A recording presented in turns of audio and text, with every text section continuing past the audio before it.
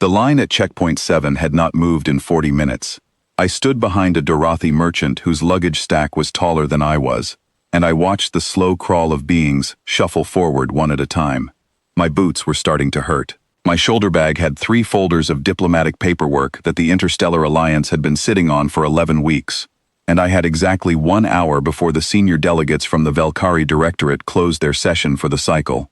I was not going to make it in time. I already knew that. My name is Marcus Rain-Vael. I am a Tier 2 Human Liaison Officer, which sounds more important than it is. Tier 2 means I carry documents.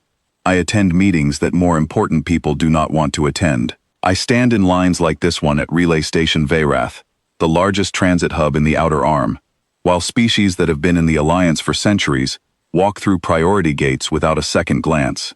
Humans have been in the Alliance for 6 years. 6 years out of the 3,000 the Vel'khari alone have been members. We are, by every political and diplomatic measure, the new arrivals. The ones who do not fully understand the rules yet. The ones other species speak too slowly, as if we might not understand complex sentences. I was used to it. That is the honest truth. I had stopped being insulted by it sometime around year 3. Priya was beside me. She was my colleague, technically my supervisor, though she never acted like it. She had her wrist pad out and was running through her notes with the focused expression of someone who had already accepted that the meeting was going to start without us. "They'll hold it," she said, without looking up. "They won't start a formal session without the human delegation present. It would look bad. They let it look bad last month," I said. "Last month was different. They rescheduled us to a time that conflicted with our own station's sleep cycle. Diplomatically different," she said. I shifted the bag on my shoulder and moved forward another half step as the line inched along. The station around us was enormous. Veyrath was the kind of place that made you feel small, not through any hostility, but simply through scale.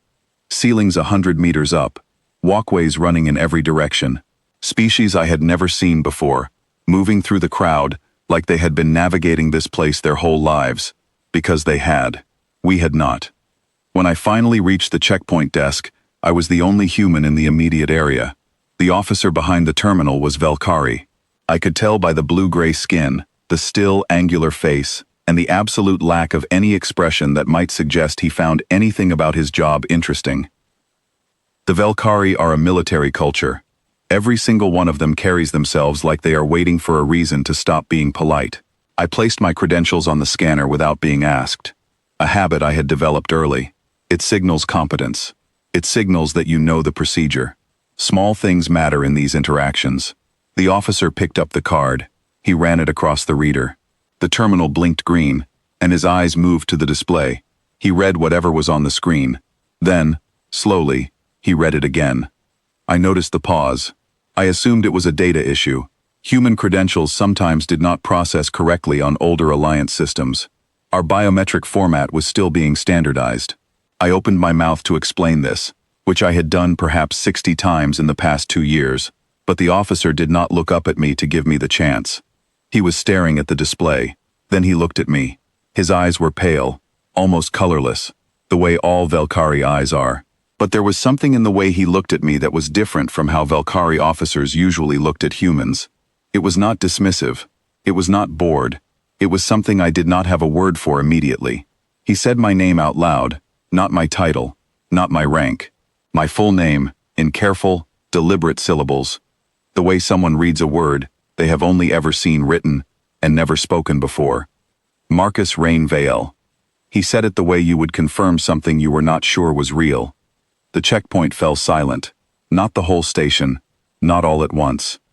But the immediate area, the officers at the adjacent desks, the beings in line behind me, the 2 security personnel standing against the far wall, all of them stopped, like sound had been paused, like someone had pressed a button. I looked at Priya. She was staring at the officer with an expression I had never seen on her face before. She was pale, the kind of pale that happens not from cold, but from understanding something very quickly that you were not prepared to understand. The officer stepped out from behind the desk. He lowered himself to one knee, his right fist pressed flat against the floor. His head went down. Not a nod, not a slight inclination. A full, complete bow of the head, chin nearly touching his chest, held there in stillness. I did not move. I am not proud of the reason. The honest reason was that I simply did not know what was happening, and when I do not know what is happening, I tend to stay very still and wait for more information. It is a survival habit I developed during my first year on Veyrath, when I misread a Dorothy greeting gesture as a threat display and nearly caused an incident by stepping backward into a fountain. So I stood there, bag on my shoulder, folders of paperwork inside, slightly tired feet, and I waited. The silence stretched for what felt like a very long time but was probably 8 seconds. Then Priya grabbed my sleeve and pulled me half a step sideways. She turned her wrist pad so I could see the screen. She had pulled up a translation matrix, the kind that cross-references phonetic sounds across registered Alliance languages. She had typed in my name, or something close to it, and pointed at the result with a finger that was not entirely steady. In the Vel'khari ancestral tongue, an old form of their language that predates their current written script by roughly 800 years, the sounds that make up Marcus Reign Ve'el translate directly into a title. Not a name, a title. The translation read, Commander of the Last Hold. I looked at Priya. She looked at me. Neither of us said anything. Behind me, I heard movement. Quiet, careful footsteps. I turned to find a tall vel'khari in a different uniform, darker, with silver markings on the collar, that I recognized as belonging to the diplomatic tier. He stopped 3 paces away and inclined his head toward me, not as deep as the officer, but present and deliberate. You understand what has occurred, he said. It was not a question. I am beginning to, I said. I am Overseer Sirach. He kept his voice low. I apologize for any disruption. My officer acted according to what he saw. I do not fault him. What did he see? I asked. Sirach looked at me for a moment, the way someone looks at a person who has asked a question they already know the answer to, but want confirmed. The commander of the last hold, he said, is not a historical figure in our culture. The commander is a soul title. It is passed, according to our oldest beliefs, through lifetimes. The being who holds it does not announce themselves. They simply appear when they are needed, in a form the present age can recognize. He paused. The name on your credentials, spoken aloud in this place, in that pronunciation, is the first verified phonetic match to the title that any living vel'khari has encountered outside of sacred text. The commander of the last hold was, Sirach explained in the quiet minutes that followed, a figure from vel'khari history 300 years before their first contact with the wider galaxy. During a siege that should have ended in total defeat, one officer had held a position alone for 11 hours. Not because reinforcements were coming. They were not. Not in any reasonable timeline. But because the position, if abandoned, would have meant the end of everything behind it. The officer held because there was no other option that their conscience allowed. When reinforcements did arrive, far later than anyone believed possible, the officer was still standing, still fighting, unchanged. The vel'khari did not record the officer's original name in their histories. They recorded only the title earned in those 11 hours. Commander of the last hold. And in their belief, that title did not die. It waited. You read the name, I said to Sirach. And then you looked at me, standing here, and connected those two things. My officer did, Sirach said. And you did not react. I didn't know what was happening. That, Sirach said, very quietly, is precisely the point.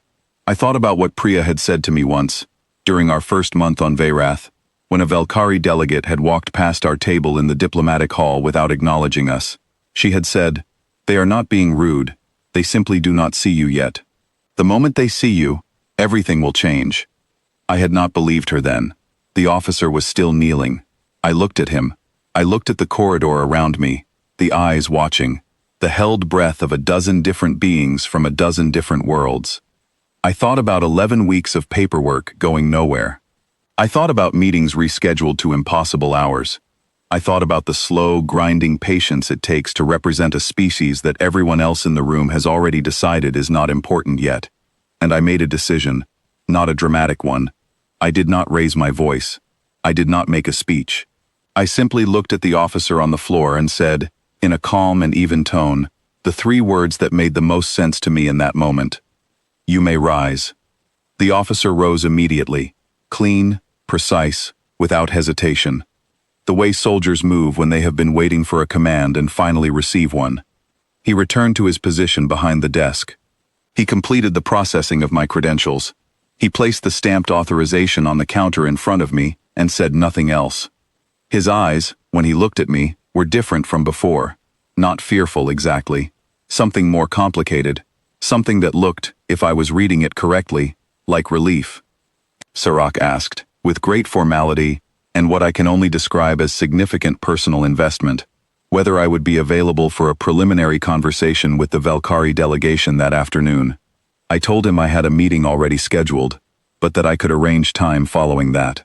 He said that would be acceptable. He said it the way someone says a sentence when what they mean is considerably more than the words they are using. Priya did not speak until we were through the checkpoint and moving down the main corridor toward the diplomatic wing. Then she grabbed my arm and stopped walking entirely. "Marcus," she said. "I know," I said. I know. 3 words. "Priya, I'm just saying." We kept walking. By the time we reached the diplomatic wing, the meeting was still in session. The human delegation had been seated, our paperwork was already on the table, and 2 of the 3 vel'khari senior delegates turned to look at the door when I entered. Not the way people look at someone arriving late. The way people look at a door when they have been told to expect something significant, and are not entirely sure what form it will take. I sat down. I placed my bag on the floor beside me. I folded my hands on the table and waited for someone to begin. The paperwork that had been stalled for 11 weeks was approved in that session. All 3 items, without amendment. I am not saying that was because of what happened at Checkpoint 7. I cannot prove that. Priya is convinced it was entirely because of what happened at Checkpoint 7, and she has a detailed timeline and 3 witnesses to support her position.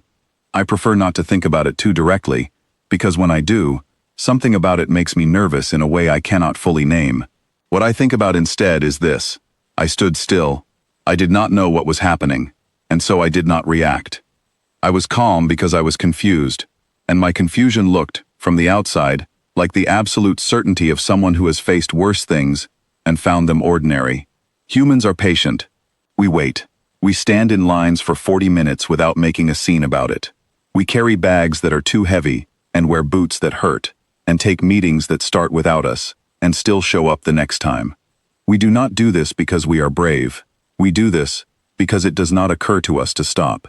We have been standing in lines for our entire history, waiting for something to change, and we have learned to look perfectly calm while doing it.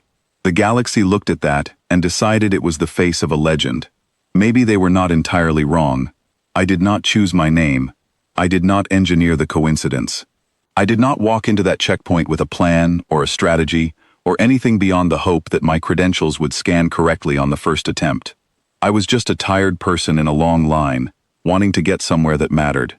But I have thought about the vel'khari officer from 3 centuries ago, holding a position alone, because no other option was something they could live with. And I think I understand, in a small way, what that kind of patience feels like.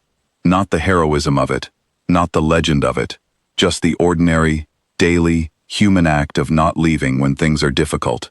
We are very good at that. The galaxy will learn.